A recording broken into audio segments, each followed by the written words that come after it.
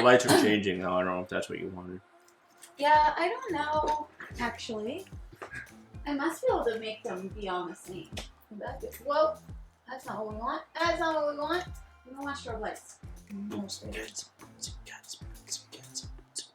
Whoop, whoop. That's the sound of the police. Do you know what that reminded me of? When somebody gives a thumbs up in a chat.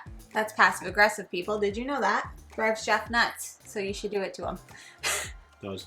Time to change games. Marky the cat. Marky the cat. Up you go, Liz. Man, it's so crooked. Yeah, but here's what we do know, Jeff, is that I can edit it and post and they don't even know. Let's high five over it. That was the worst high five. The channel. Did you want to wait until you're done cleaning your teeth? No, I didn't. Okay, well, too bad. Now you do. People are going to see me eat and they're going to be like, what are you doing? Yeah, we're having Sour Patch Kids and Sour Patch watermelons, obviously. Watermelons. Watermelons.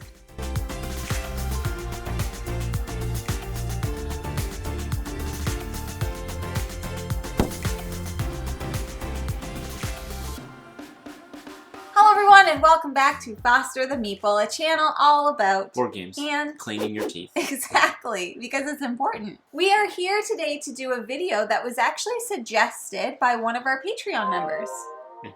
I put out a post on our Patreon asking, hey, it's been a while since we've asked you what kind of videos you want to see. Throw out some suggestions and we'll add some of them to our content calendar. And that's exactly what we did. And one of the suggestions was 1 hour wonder games. So what does that mean? I still don't know. We're still not sure. But basically, it's a game that will play around an hour that still offers a certain oomph, a certain depth of strategy. Like not like super like heavy, which most of the games that are like 3 hours are heavy and long. This is a game that you can play within an hour that gives you that like, it's still a little bit meaty. It's got a little meat on its bones. I think it's funny how we Meaty. describe these things in board games. Meaty, crunchy. Yeah. Brain burny. Brain burny. Yeah. So those are some of the components of the 1 hour wonder, right? Without having to spend 3 hours on the game. Now there's a few caveats as per usual. Number one is that we primarily play at 2 players. If you play any game at 2 players, generally it's going to be a little bit quicker. So we tried, or a lot quicker. So we went on to BGG and we saw what the actual like length of play was for these games, and we tried to not pick anything. And I don't think we picked anything that goes over an hour. So that should be. There was one that I can't remember, but it was 50 to 70 minutes. That's and we were like, that's 60 minutes. That feels like a good compromise to us. So some of these might be a little bit less than an hour, and some might give you just a little bit more. And maybe depending you've on played player some count. of these, and maybe you've played them in 20 minutes, or maybe you've played them in 2 hours, and who cares? That's awesome. I love that journey for you. I love that journey for you, but we went by the BGG list. You missed it earlier, but you were outside. I didn't know that you were outside, and I was yelling for you. I was like, Jeff, Jeff, Jeff. We didn't actually have 10 on the list because I forgot the 5 when I was counting. I went 1, 2, Was 3, it like 4. that time you were yelling for me and I didn't answer and you thought I just left? I didn't Do you know where remember you that? went. Yes. There was one time, I think I was downstairs doing something, and Jamie was like "He yelling just for left. me. He just left and didn't And tell me she he just was like, leaving." I came up and she like was like, she was like super sad. She thought I just like left, and I'm like, what? I was like, where did you go? I literally never leave the house. That's why I was confused. I was like, well, he must be gone. And the cars were still here. I thought maybe, I don't know, Jeff, there could have been a murderer outside. What do I know? All right, so the first game on our list is what I like to call the Jeffrey Special. And that is called Res Arcana. And this is from Sandcastle Games. And we actually did not look up the time for this, but we know for us, I've played this game so many times. we've played it so many times, so we know that it can be done within an hour, no problem. I've And it played can this be done game- in an hour with more than 2 people. I've played this game in under an hour with 2, 3, and 4. Yes. So maybe, even though you're putting stuff in your face, would you like to explain Res Arcana, or do you want me to start and you jump in? Let me finish this watermelon. I love candy. Yeah. Jeff, tell the people about Res Arcana.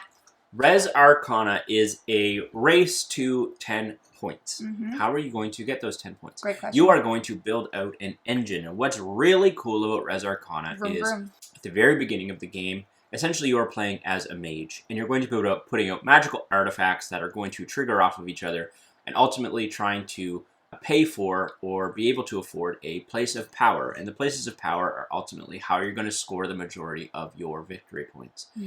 What's really cool in Res Arcana is at the very beginning of the game, you're going to pick one of 2 mages to play as, and all the mages have a asymmetrical ability that they can do, and then you're going to be dealt a hand of artifact cards. At least the variant we play, there is a non-as punishing variant you can play, but we play this way, which I think is the normal way of playing the game, and that is whatever you're dealt, those artifacts, you have to make that work. You don't get any more, there's no more card draw, there's no anything else, is all you will get for the rest of the game. So you have to analyze those cards, look at your mage, and be like, okay, places of power out, how can I make this engine work? Then you start playing out cards, you're collecting resources, triggering those cards to get more resources in order to essentially, like I said, get places of power. It is a great game. It is definitely one that is, look, I made a rainbow. Yeah. But these are my rewards. We'll get through 2, 4, 6, 8, 10.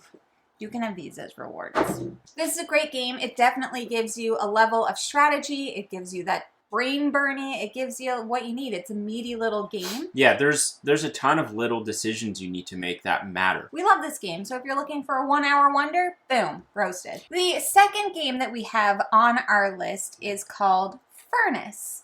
Now, Furnace is an engine builder game. That is literally what you are doing. Thematically and mechanically. So essentially in this game, you are going to be bidding on different, it's kind of like an auction. So you are bidding on cards, and everybody's kind of going around, and you have different like levels of bidding chips. So like different, not levels, values of bidding chips. If you want something, then you're going to want to bid a high value or be the only bidder. So if you don't win, then you're going to get the resources. Why do you want resources? Great question, because you're building out an engine. You're building out an engine with those cards that you're bidding on, and then those cards are going to trigger different things. So some might be converting coal into something else, and there's a lot of conversion that happens. So that's why you also want to gain resources, because you're going to need to take those resources in order to help you trigger all of your cards. You're building up this huge engine. Everything is kind of playing off of each other.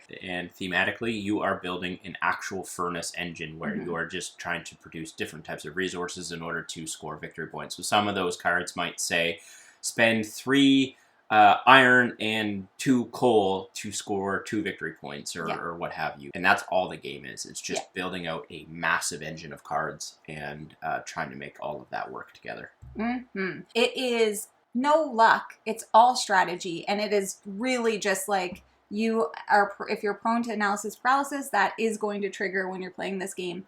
But just know, like, this is a relatively like small box game with a lot of power inside of it. Third game that we have on our list is called Babylonia. My turn to have a snack. I'll have one with you. Those grape ones are gross. I don't like this one. The pink one? Try when you do the purple one, tell me what you think. Okay, I've got to do it in order.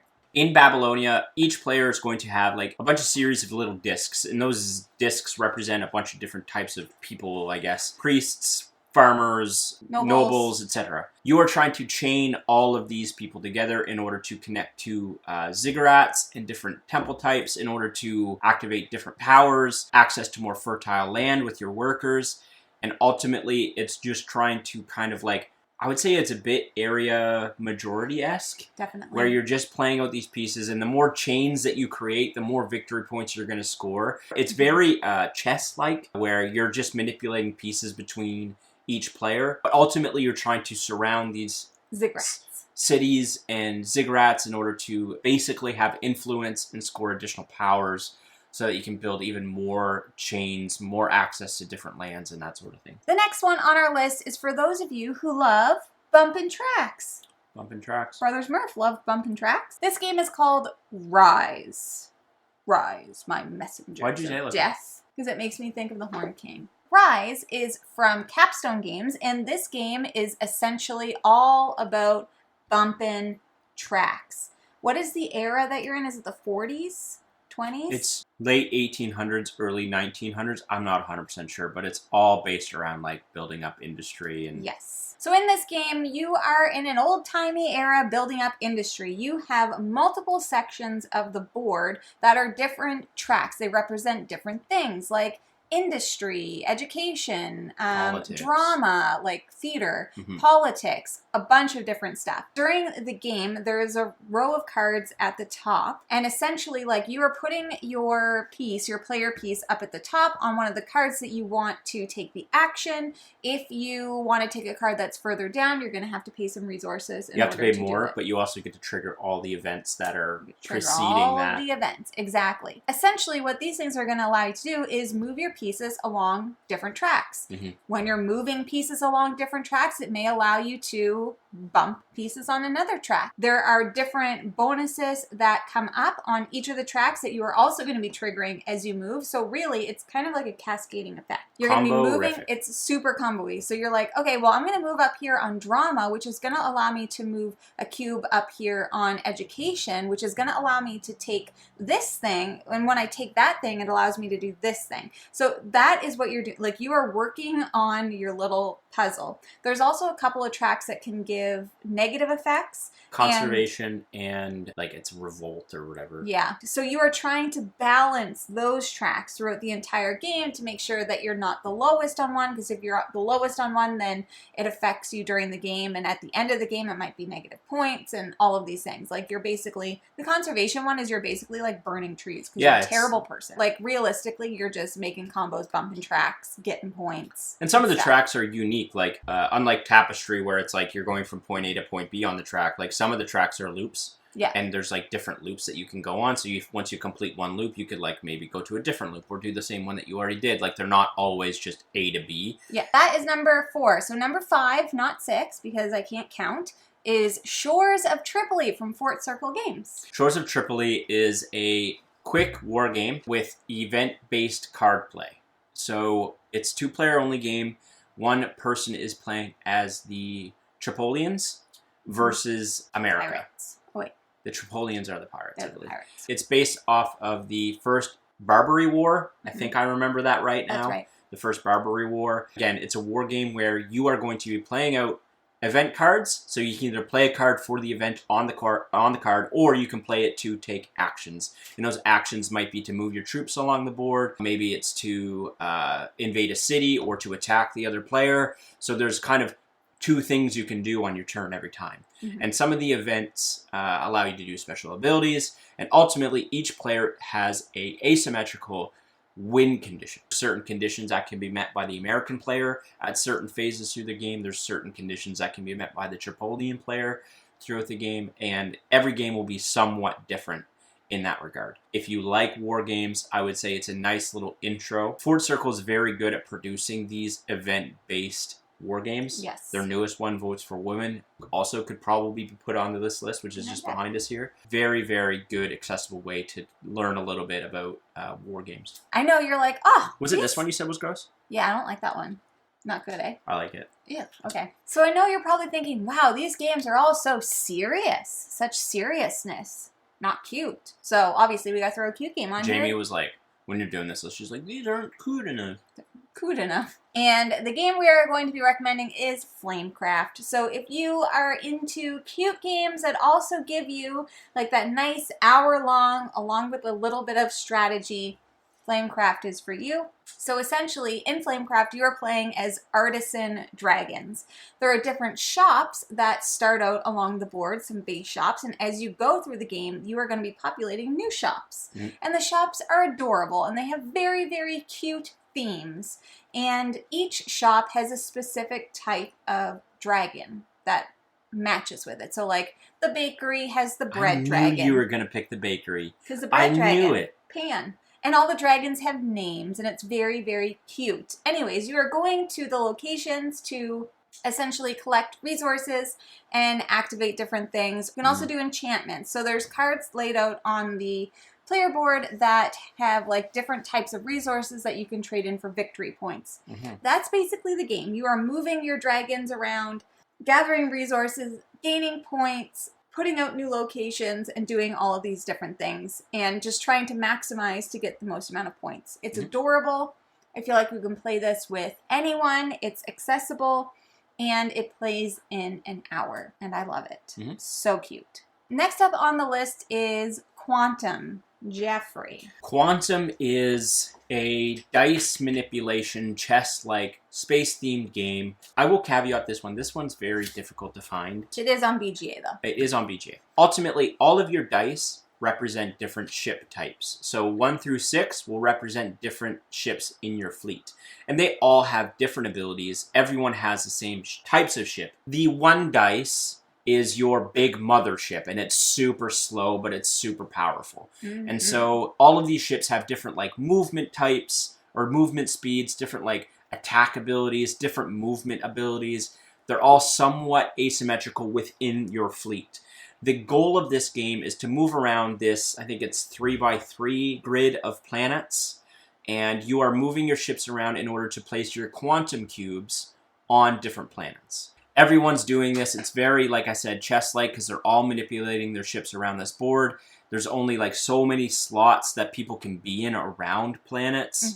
So once you're there, you might get surrounded by people around you in order to stop you from putting out quantum cubes. There's also some abilities that you can get, upgrades for your ships, instant abilities, that sort of thing to kind of break the game rules a little bit. Very much if you like chessy, thinky, like dice movement types of games, definitely one to check out. Next up on the list, we have Ghost Stories, a game that's nearly impossible to win. You won't play this game for an hour because you'll lose quicker than that. That's very true. So Ghost Stories is a cooperative game where you are attacking ghosts. Well, they're attacking you. They're attacking you, but you are fighting back. There is this grid that you have in front of you, and you and your fellow players are going to be moving around this grid, and each square has a different type of action that you can trigger. The goal... Villagers, yeah. The goal is to defeat the ghosts around you. Each side has ghosts that are going to be populating, and those ghosts are going to have different colors of dice or different colors that you need to be able to roll in order to defeat them. So a certain amount of like black dice that you might need to defeat one of the black ghosts or the blue ghosts or whatever it might be. It cascades very quickly. It ramps. Ghosts they're just coming out and stuff, and they are also attacking you, and you're just trying to survive. You're trying to get through the deck. You're trying to get through the deck, exactly. You really need to be cooperative. It just has a wild amount of like, okay, if you do this, then I have to do this, and we need to make sure that we kill this ghost right now because they're going to go and they're going to attack us, and we need to do this and this. There is a lot of strategy. However, there is going to be obviously some luck in this as well because you're rolling dice and you don't know the ghosts that are going to be pulled. Yeah, and in some instances, the card draw can be super punishing, and you can't really control that. But the strategy involved on your turn, super crucial. And to be able to have a game like this, like, you might think of games like Mansions of Madness or even Cthulhu Death May Die or something like that, where you're playing out like this scenario, although there's no scenarios, it's just the game. But to be able to do that in an hour is awesome. We have a playthrough of this game if you would like to watch us lose and die. Make mistakes. And make mistakes, because you know how we be. We be making mistakes. That is Ghost Stories. There is another version of this that's a fantasy version called Last Bastion. So they're the same game with different themes. I haven't played Last Bastion, and I don't think that I would want to because I love the theme of Ghost Stories. You're in like, it's like Japanese ghosts and stuff, so it's really cool. Next up, number 9, we have Undaunted, and we chose Normandy. Yes. Undaunted Normandy is a 1v1 scenario-based battler where one player is going to be playing as the Axis and the other is playing as the Allies, representing World War II in the Normandy version. And each scenario has different objectives for each player to achieve. And they are doing that by playing out troops, building up their deck, so it is a deck builder, for different access to maybe different troop types in order to achieve those objectives. And normally those objectives are securing areas on the map that you change each scenario type. So in one scenario, it might be the Allies need to control point A and B, or what have you. And you're doing that by card play, manipulating your characters around the board, killing each other's troops, bringing reinforcements in, but ultimately you're just trying to achieve each person's objective first. One of my favorite games for sure. Jamie and I have been talking about getting this retabled. But it's very, again, I keep saying chess-like, but it is very chess-like because you're manipulating troops around this board, and again, like, maybe one person has a sniper so they can shoot across the board and their range is ridiculous. So you have to like protect yourself and keep yourself hidden so that you don't get shot and all of these things. Like I know thematically that's probably a challenge because I know that some people don't like that hard war theme, which is understandable. I'm a big history war guy, so it doesn't bother me. It's one thing to take into consideration, but Undaunted Normandy's one of the best deck builders, in my opinion, that I've played, for sure. Now, the last game that we have on this list is one that comes in a small box. Small box, bigger heart, full of strategy. That is called Innovation. Now, Innovation is a card game. It's just cards. And essentially what you're doing is you're going to be playing over 10 eras. You're trying to reach achievements. So in a 2-player game, I think it's 3 achievements. By overcoming the eras. But there's also special achievements. There's also special, that's right, there's also special achievements. Basically, you are going to have a hand of cards. Your cards are going to have different symbols on them. There's like different things that the card will do. So you can trigger the card's abilities if you have the most of that symbol. You can always activate them, but if someone has more of those symbols, they get to do the thing first, and then you get to. So you don't necessarily want to do that unless it's really good. And then you are kind of like building them out over the eras. You're grabbing cards from the era piles. Jeff plays this game all the time. It represents a civilization going through different scientific discoveries, basically. And the further you go along in those eras, the more powerful the cards will get because you're improving your technology. So Age 1, Era 1 cards might be something like stoneworking. And it'll have its own unique ability that it does. But by Era 10, you might have a fission bomb. And that might just blow up the board completely. People might not progress at the same level. Like, people can progress a lot quicker because you might have a card combo that allows you to pull from like the Era 9 deck while people are still pulling from the Era 4 deck. And it can get absolutely crazy. It's super, super swingy. Super swingy. It is, essentially, it's like an engine builder, card play, and that has so much variability. And like Jeff said, there could be one card that you play down, and you completely screw everyone over, including yourself. And you're just like, that's okay. Let's just start back again. But there is so much game in this small box, and it plays in an hour. You'll love to see. And it plays great at 2 players. It's a very good 2-player game. Those are 10 1-hour wonders. Games that play in an hour that make your brain burn a little bit. A little bit of strategy. Yeah. That was a good video Thanks to the Patreon community for giving us that suggestion. It was fun. But let us know down below, what are some of your favorite games that play in an hour that still give you a little bit of oomph? That's everything that we have for today. So if you are interested in buying board games like any of the 10 that we mentioned today, you should first start by checking your friendly local gaming store. And for us, that is Boardroom Game Cafe. That's right. Don't forget about Munch Pack, because we love snacks. We have a code for $5 off. I did this way too early. You did it way too early, and now here we are. Thank you so much for watching. If you like what you see, please subscribe. We hope to see you again soon. And now we say goodbye. Goodbye. Later days.